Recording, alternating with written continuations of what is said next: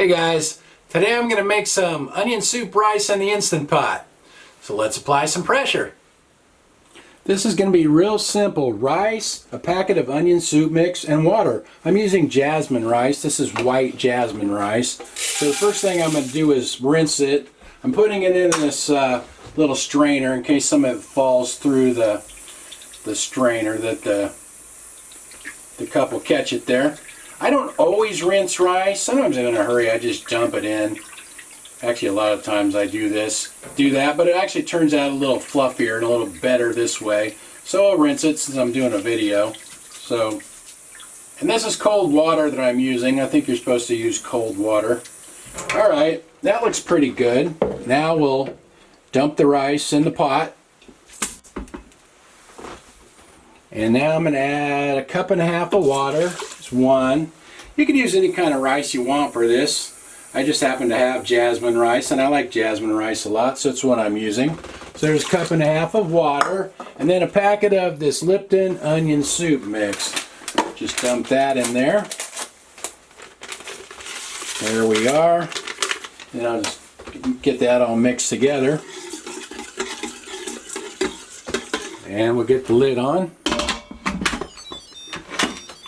And I'm going to cook this on the rice setting, which is automatic. It says 12 minutes, but it takes longer than that. But by the time it goes through the cycle and all that, so just get that going and forget about it till it's done.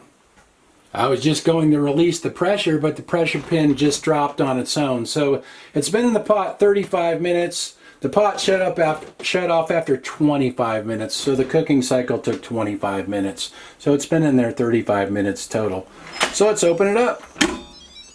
It's cooled off a little bit, so now we can move in for a closer look. The steam steams up my camera lens at first. So now we just kind of mix this around and fluff it up a bit.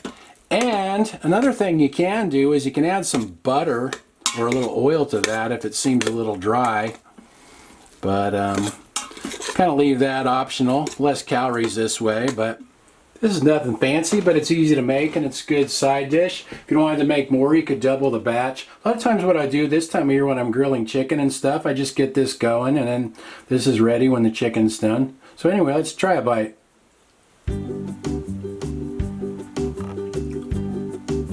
Tastes like rice with a little more flavor. Guess Annie wants to try it. Not as exciting as meat, Annie, but see if I can bend to get down there. I'll give you a little bowl of it there. There you go.